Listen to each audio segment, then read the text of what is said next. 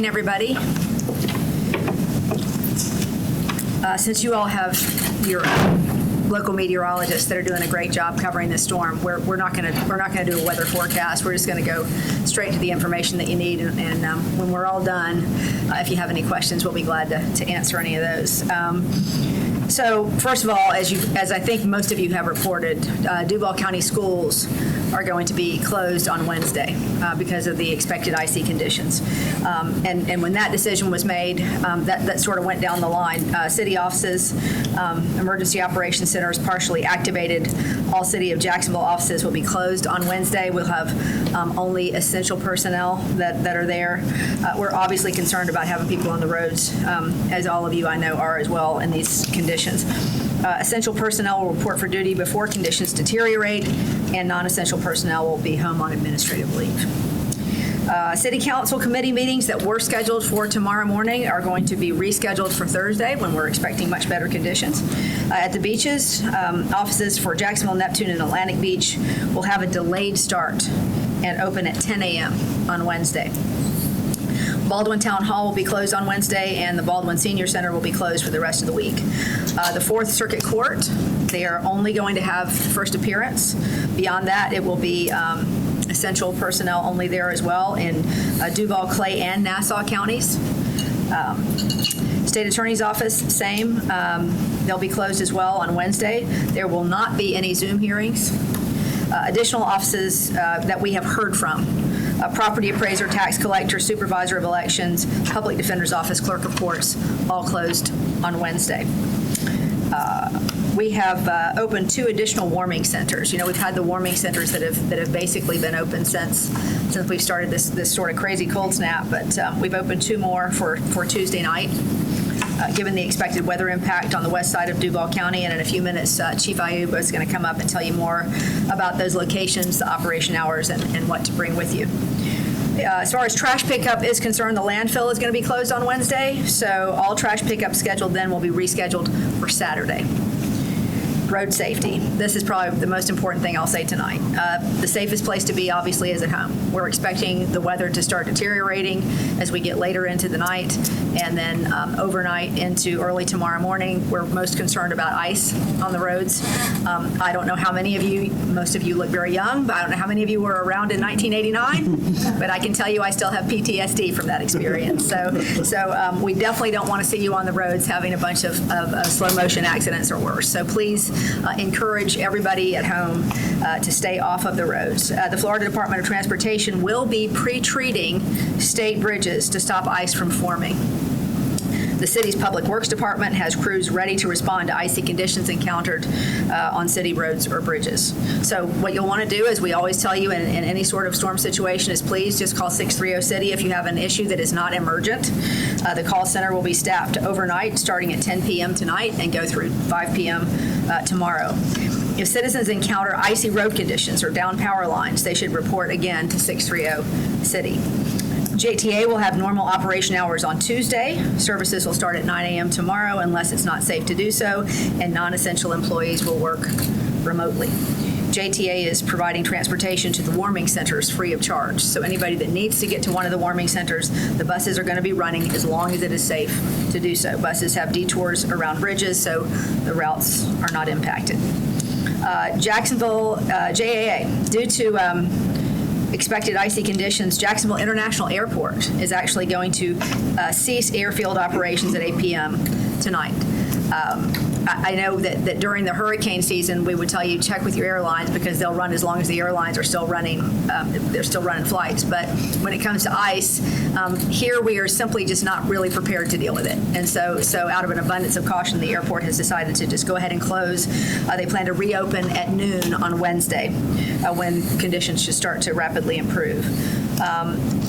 As long as it's safe, obviously, to do so. Cecil, Craig, and Hurlong airfields will cease operations as well at, they did that at 5 p.m. today, and they will have the same scenario as the airport. JEA's downtown headquarters customer solution center will be closed on Wednesday. Customers can manage their accounts at jea.com or by calling 904-665-6000. Electric and water crews are out and ready to respond to any outages that we may have from this scenario. Hopefully we won't have too many. JEA will not disconnect any customer services due to non-payment tomorrow. We recommend customers protect their pipes by dripping outside and indoor faucets in a steady stream to prevent pipes from freezing. And also wrap any exposed pipes outside or in unheated areas. And obviously you want to make sure that you're getting your pets inside tonight. Stay Jax ready, as always. We love our app. We think that it's absolutely fantastic, and there's new information being added to the Jax Ready app all the time. So if you have not downloaded the Jax Ready app, please do so because it's so helpful and gives you all kinds of great safety tips as well. So I don't know who's next. Okay, Director Cowan, and like I said, once everybody goes through, we'll answer questions. Thank you, Mayor Deegan.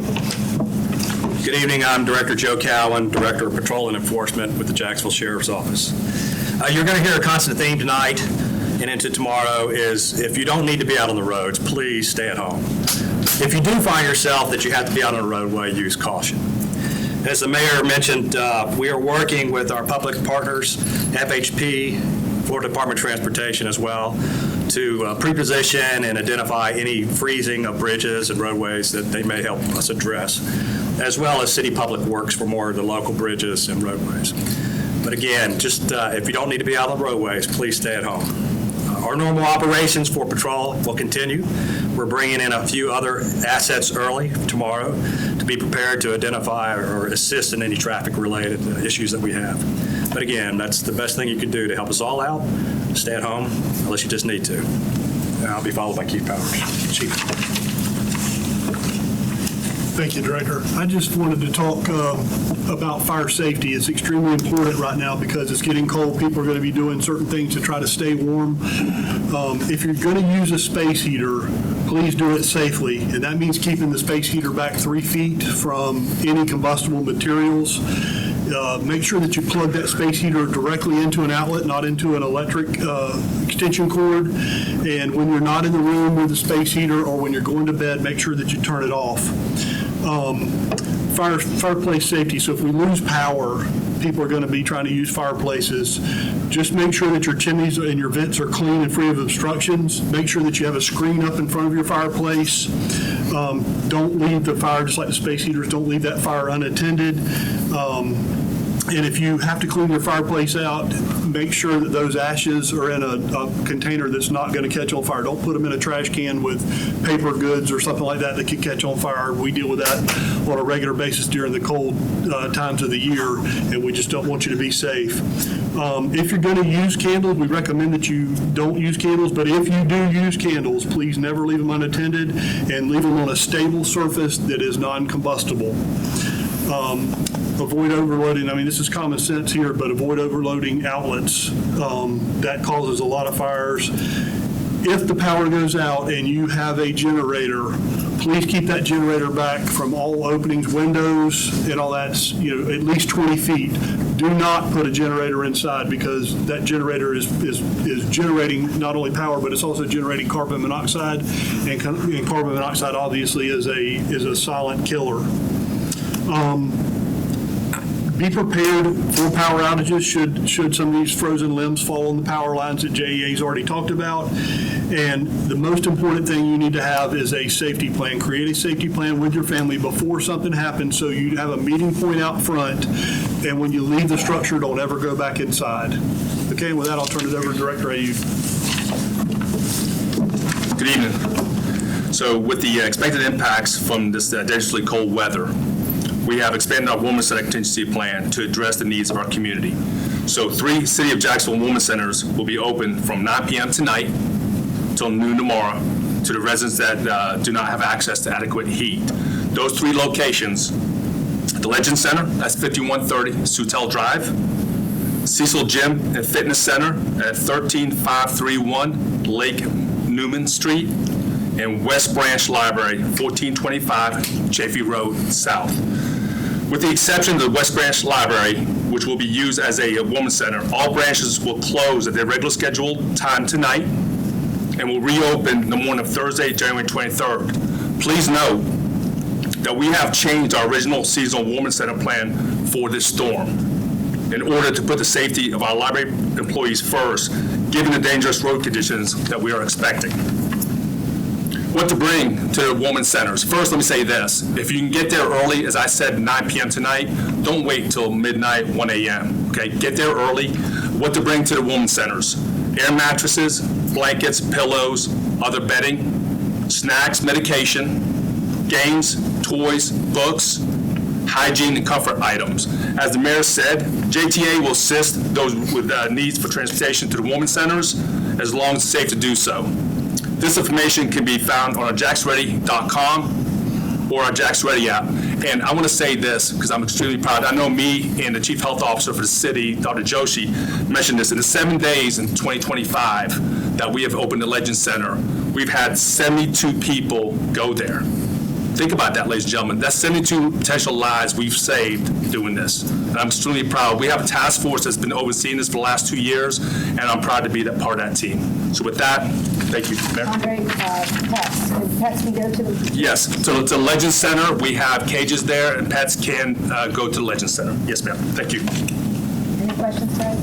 I know that FDOT, you mentioned, is going to be taking care of, pre-spraying or salting the roads or whatever, or the bridges. When it comes to local roads, what kind of efforts are going to be rolled out tomorrow if there's snow on the ground or ice or whatever to get them cleared out? Well, we basically use sand in those situations. We have sand ready to go. Public Works is ready for any conditions that become icy to go out there and sand the roads to create some friction for those. But our biggest concern, obviously, is some of those low-lying areas and also just the bridges. So we're glad that DOT is going to be pre-treating some of those, but we're ready for it. Our Public Works Department's all set with the sand to get out there and work on those roads if they need to. What is the protocol to close bridges? We have a lot of viewers concerned about the bridges closing during this time. I don't believe there is any plan to close the bridges. We're not expecting, I don't believe, when to be a situation. That's usually why we would close the bridges. If the ice got crazy, I guess we could, but I don't think we're expecting that. But we are asking people to stay off the roads. I mean, that's really the biggest thing. If our police officers out there for some reason see some things going on and they believe that it's appropriate to close the bridges, they'll close the bridges.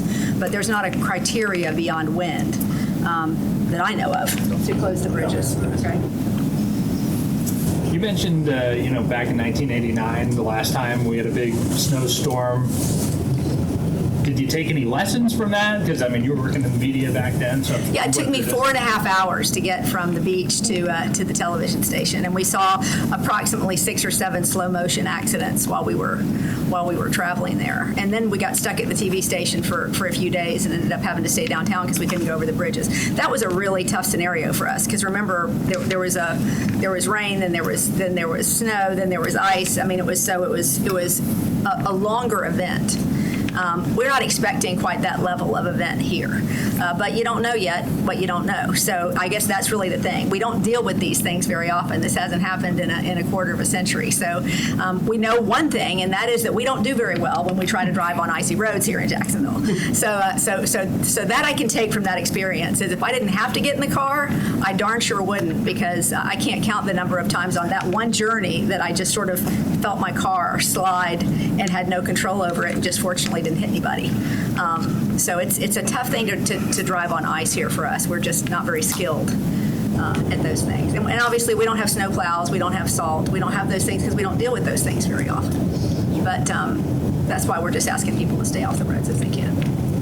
Y'all are very experienced with tropical storms, obviously hurricane season, but 7 days that the Legend Center has had open for cold weather, extreme cold. As y'all are doing the planning for this, is there, do y'all look and see whether there's equipment that it would be nice to have that we don't have, snow plows, de-icers, that kind of stuff? Yeah, is there any investments you think the city should make in preparation for these type of events? I think DOT has some of that stuff, and I think I just don't think it's something that we're going to deal with here often enough to invest in any big heavy equipment probably.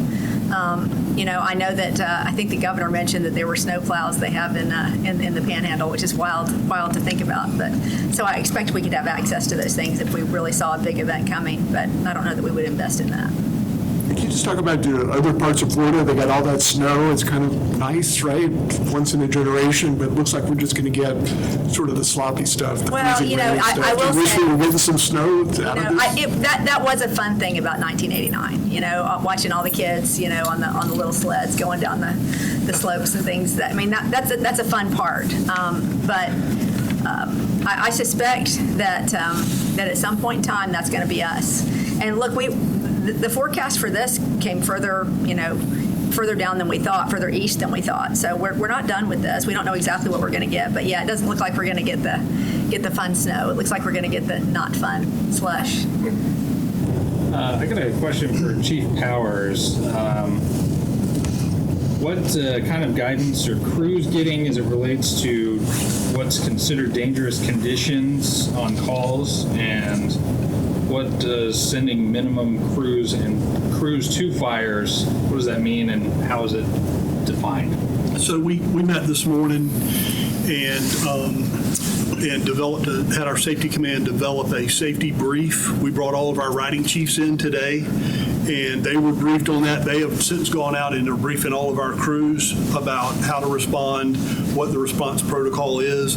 We're going to put a chief in fire communications in the 911 center tonight that's going to help with the dispatch protocols. We have some minimum stuff that has to be dispatched to structure fires, but anything that is above the minimum, we're going to not dispatch tonight while the roads are icy, just to try to protect our men and women and to protect the apparatus. Because as the mayor said, we as Floridians don't drive on ice a lot, so our skill level in that area is not great. So we're trying to protect the crews and keep them safe. You all are helping out in the Panhandle too, are you not? We have not dispatched there. We've been asked to get a crew ready, but we have not dispatched yet. Okay, everybody, thank you so much. Stay safe.